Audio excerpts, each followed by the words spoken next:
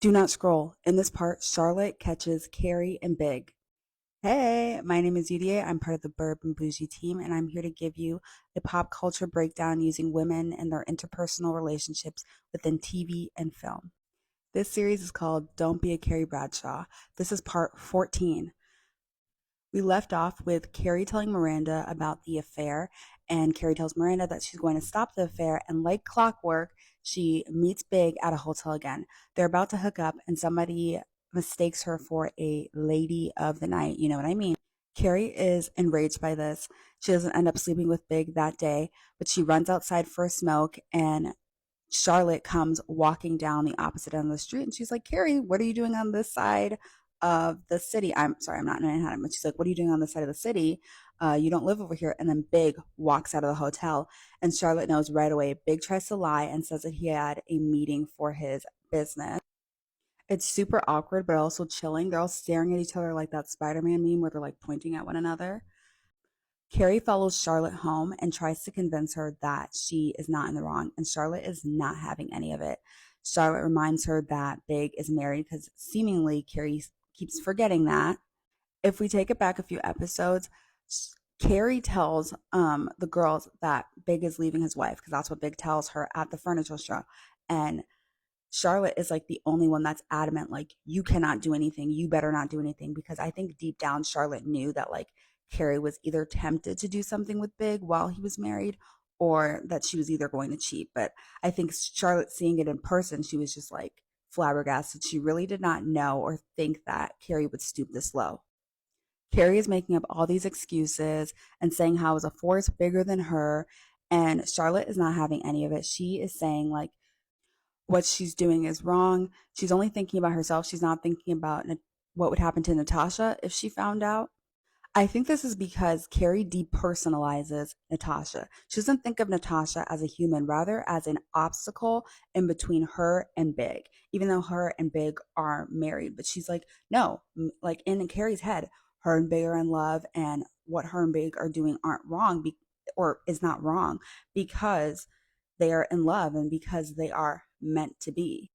Don't we love Carrie and her delusions? Charlotte calls her the other woman. Carrie gets super offended and she's like, I am not the other woman. I am not that woman. What else would you call that? You are sleeping with another woman's husband. You are willingly participating in like breaking up a marriage. What else do you call that? Like I said in the previous parts, Charlotte is the only girl out of the three girls that actually tells Carrie she's dead wrong.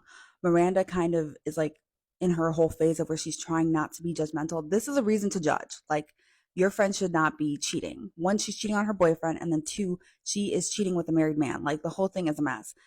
And then Samantha is just like, oh, like people cheat all the time. Like, it's not like you have to be a villain in some people's story. Like, Samantha, and you know what I mean? That is in Samantha's character to condone cheating, but the whole thing is just like, so even after Charlotte berates her, rightfully so, guess what Carrie does? She jumps right back into bed with Big, but this time it's at Big's apartment, Big and Natasha's apartment.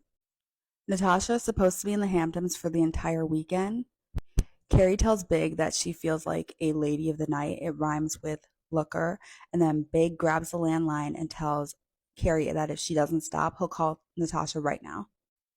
Carrie panics and backtracks and says that it's not the right time and they have to do it right. Carrie, what is the right time to tell somebody that you're sleeping with their husband? Is there a right time for that? Maybe the right time is like before you start exchanging STIs or something. I don't know. But Carrie thinks that she's like on this moral high ground, being like, we have to tell her the right time. What are you going to do? Sit her down for dinner in her home with a sea bass and be like, Natasha, I'm sleeping with your husband. Yeah. Big puts the phone back on the line and tells Carrie that he's going to call Natasha on Monday. Monday does not come around.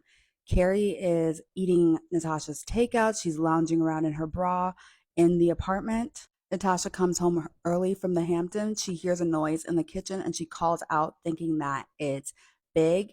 And instead she catches Carrie trying to leave the kitchen because she's not slick at all. and she's like putting on her like jean jacket. She like literally still has her bra on. She doesn't have a top, nothing. She runs outside of the house and Natasha proceeds to chase her outside. Natasha shouts, I knew you guys were having an affair, but not in my house. As Natasha is chasing Carrie down the stairs, she falls down the stairs, hits the edge of the staircase, and loses a tooth. Suddenly, Carrie feels like a good person. So Carrie turns back around to help Natasha. She ends up hauling a cab for her. They both go to the hospital. Natasha's parents are called, and Big is as well. At the hospital, it's revealed that Natasha loses a tooth and that she ends up getting a stitch. Big sees Carrie at the hospital and he says, Thank you so much for being here. Um, you guys are the reason that she's here. Like, if you guys weren't having an affair, she wouldn't have fell down the stairs chasing your affair partner. The least thing she can do is stay at the hospital with her while she's getting her gum stitched up. If there's one thing Big has, it's the audacity. And this man has the audacity to tell Carrie that he'll call her. You're going to call your affair partner while your wife is still in the ER. Can you at least let the stitch heal before you? I don't know. This man has no type of shame. So when he says he'll call, Carrie says, For what? We're so over. We need a new word for over. And I don't know why she thinks like there's like self respect in this. There's dignity. There's no dignity in this. The affair was ended because you got caught. It wasn't ended because you suddenly were like, you know what? I respect myself more than this. I respect Natasha more than this. I respect Big more than this. Even your boyfriend, Aiden. You're not even thinking about Aiden. I even forgot they were dating. Speaking of Aiden, so after they're caught by Natasha, Carrie still has not told Aiden about the affair. So Charlotte's having her wedding. It's their last minute fitting, and Carrie confides in the girls about how she needs to tell Aiden. Samantha says why there's no point, the affair's over. Miranda says if she was Aiden, she would want to know. And Charlotte straight up says, You should tell him, but not on my wedding week. And then Miranda goes into this whole spiel about, You don't get a week, you get a day. Who cares? Weddings take a long time to plan. They take months on end, sometimes years, and they're very stressful. Give her the week. I think it's fair for Charlotte to say, Hey, don't start your drama on my wedding day or on the week of my wedding. At this point, the affair had been going on for 3 weeks. All the girls already know. Charlotte already told her to stop once, and she didn't stop. So what's another week, Carrie? You've been lying this whole time. Lie for another week and let Charlotte get through this week. Aiden is also making Charlotte and Trey's wedding gifts like by himself because he's a furniture designer, and he like notices that Carrie is getting more distant. And I just think Carrie is just being. I understand like if you're hiding a secret, like you're gonna get antsy, but I just think Carrie is being really like self entitled. Like put your drama away for 1 second and just get through this week. So then he is like finished with the piece of furniture, and guess what? Carrie does on the day of the wedding. She tells him I know a lot of people call Big a narcissist, but what does that make Carrie? It seems like she just revels in drama. Charlotte specifically asked you not to tell Aiden, especially on the week of her wedding, and then the day of her wedding, as you guys are about to like hop in the taxi to drive over to the wedding, you tell him.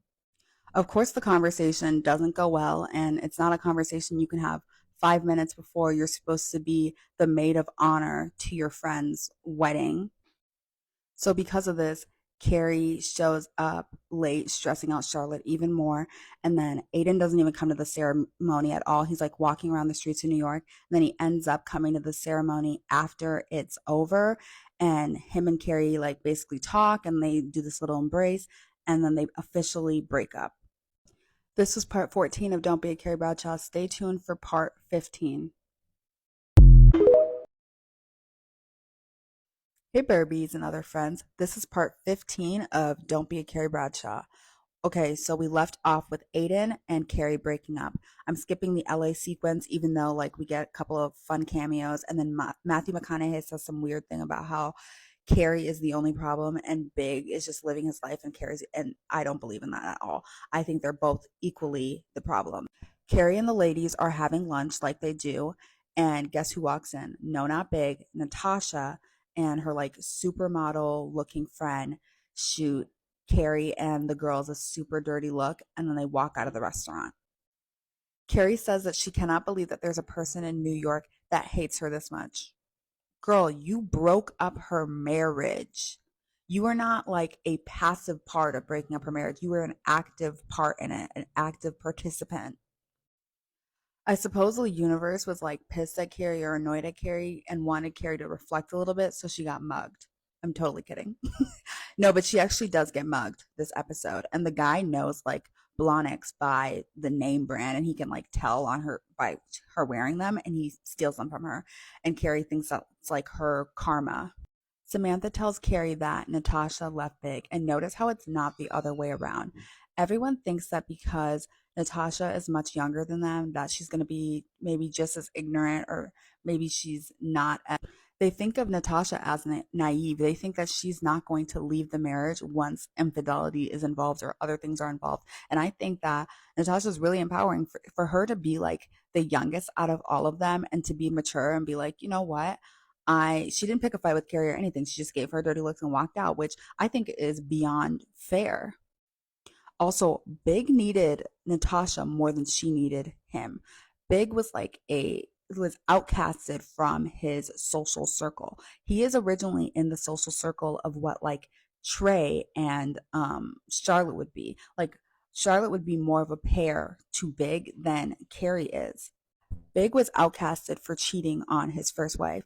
He needs Natasha, not the other way around. Natasha actually reintroduced him to like a social circle that he is used to because he had lost that. Like they see them going to the Hamptons, like he's flying in between to Paris. Like he is this big shot in New York, but he only has like one friend that we know of, which is Jack. And then he won't introduce Carrie to his social circle. I'm pretty sure because he doesn't have one. Carrie can't stand the fact that Natasha hates her for a good reason. She's like, okay, I did a bad thing, but I'm not a bad person. And I'm like, Carrie, I don't really know about that though, because you haven't made active steps to change and to prove that you won't do this again. You are only upset that she is upset with you.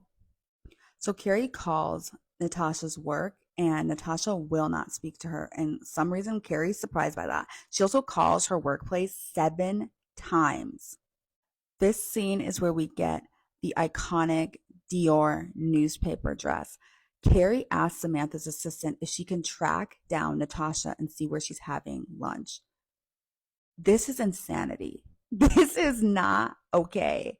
Carrie, why are you doing this? And what makes me even like more upset about it is that Carrie genuinely thinks Natasha owes her the time of day or Natasha needs to hear her out, which Natasha doesn't owe you anything. You owe her. But even if Natasha does not want to speak to you, she doesn't want an apology from you, then let it be. Like, she thinks you're a bad person. And maybe you are one. Natasha is having lunch and Carrie comes in to disturb her, feigning an apology when it's really just to suppress her guilty conscience. Carrie says that she never meant for any of this to happen and apologizes to Natasha. And Natasha's not having it and gives her a little perspective. I'm going to read to you what Natasha says because I can't just like skip over this scene. It's iconic. Okay, I'm going to be looking down because I'm looking at my notes. Are you through? I'm sorry too. I'm sorry about it all. I'm sorry he moved to Paris and fell in love with me. I'm sorry that we ever got married. I'm sorry he cheated on me with you. I'm sorry that I pretended to ignore it for as long as I did. I'm sorry I found you in my apartment and fell down the stairs and broke my tooth. I'm very sorry that after much painful dental surgery, that this tooth is still a different color than this tooth. And finally, I'm sorry that you felt the need to come down here. Now, not only have you ruined my marriage, you've now ruined my lunch. In Carrie's voiceover, she talks about how she's put Natasha on the singles market again in New York. Carrie, are you well? Seriously, you're making me mad. Like, genuine question. Are you okay? After all of this, the only thing that you've learned is, oh, I feel bad that I put her back on the singles market. You ruined her marriage. You broke up a marriage. Miranda and Carrie run into Steve and Aiden, and it turns out that they're on a double date, and I kind of cover that a little bit more in my Beware of the Homosexual series where I focus on Miranda and Steve's relationship, so go check that out. Because of this interaction with Aiden, Carrie writes in her article about how maybe sometimes it's not always men's fault and maybe it's her fault as well. And I'm just thinking, like, girl, we've been over this. You went to the therapist, and the therapist literally said, what is the common denominator between you and all of your exes? Or how all of your exes and your ex relationships turned out. They've all dated you. And then Carrie got super offended and she couldn't take any type of criticism. So then that was one of the reasons why she quit the therapist. Also because she hooked up with one of the patients in the office and didn't want to see him again. The biggest problem with Carrie is that she's never introspective. She can see like toxic patterns that she's exhibiting. She can see things that she has done wrong, but one, she never takes accountability for it. And two, she'll never go the step further to like say, hey, why am I exhibiting this behavior and how can I stop it? That's like what's so annoying about this whole cheating scandal because not once does Carrie take accountability. She breaks up this marriage. Natasha loses her tooth all of this time. And she only apologizes to Natasha because of the fact that Natasha may or may not hate her, rather than apologizing to Natasha because, I don't know, like you did a shitty thing.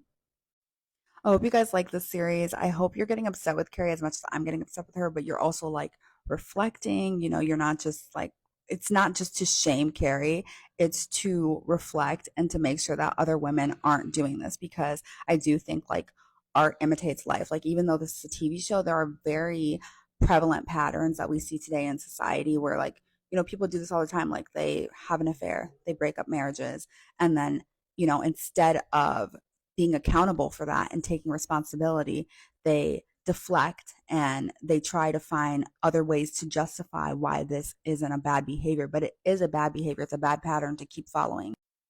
That was part 15 of Don't Be a Carrie Bradshaw. Stay tuned for more pop culture breakdowns on Burb's backup account on TikTok. Go follow me over here so I can reach 10K views and then I can make playlists.